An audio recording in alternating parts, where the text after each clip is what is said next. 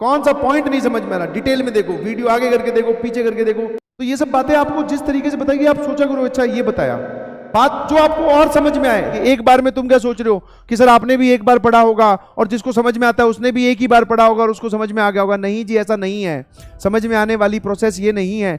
आप जबरदस्ती चीजों को कॉम्प्लिकेटेड बनाकर बैठे हैं। आप सोचते हैं कि यार जिनका सिलेक्शन होता है ना वो एक बार में समझते हैं, एक बार में सवाल टिक करते हैं और बस उनके तो जंग ही मतलब ऐसी ऐसे मौज ही मौज है, उनको ज्यादा थोड़ी मेहनत करनी होती है। ये आपका गलत मानना है। समझ में आया?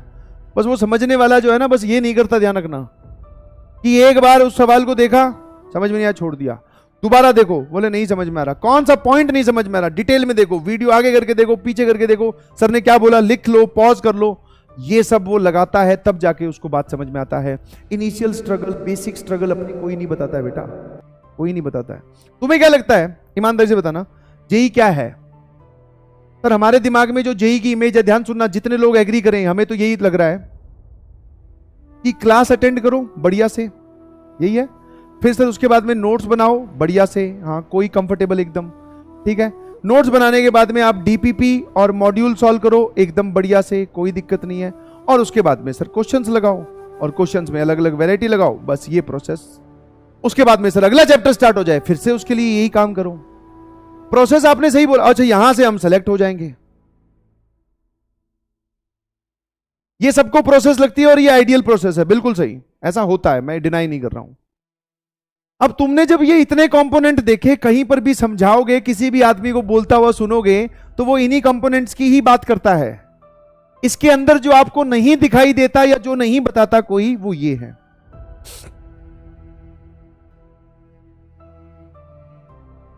नेगेटिविटी, ठीक है, हाँ ठीक है। फीलिंग होपलेस, फीलिंग होपलेस, बीच में, इसी जर्नी के बीच में कहीं ना कहीं डार्क फेज, ठीक है। सवाल ना सॉल्व होना, ये सर होता है, कोई बताता नहीं तो हमें लगता है होता ही नहीं।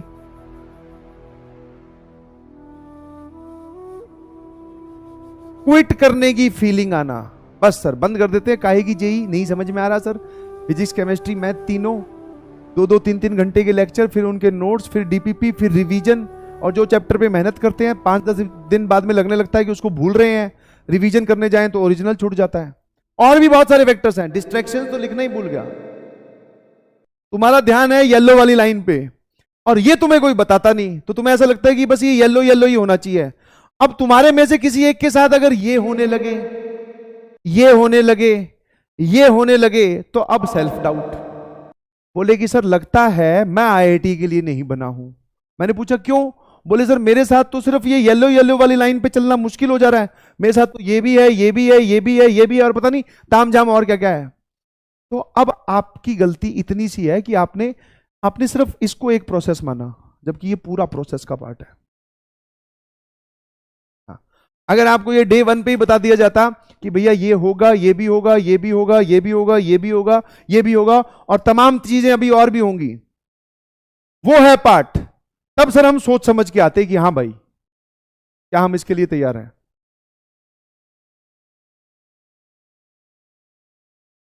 तो सिर्फ इस येलो लाइन पे मत फोकस करें।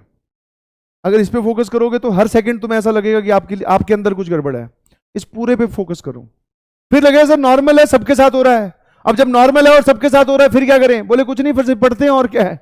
जब सबके साथ ही हो रहा है, ऐसा थोड़ी है कि इन सब चीजों की होने की वजह से कोई रुक जाता है, सबके साथ हो रहा है तो बस आगे चलो पढ़ो। इसको प्रोसेस मानना है, ये पूरा इन सबसे गुजरना पड़ेगा, तब जाके आईआईटी मिलेगी। सिर्फ इस पे चल लोगे आईआईटी नहीं मिलेगी। इस पे चलने की कोशिश करते तब जाके रास्ते में सर ये लोग मिलते हैं, और जब ये मिलते हैं तब हमें लगता है गलत जगह आ गए। नहीं, वो सही है, वही पार्ट है, वो आपको ओवरकम करना पड़ेगा।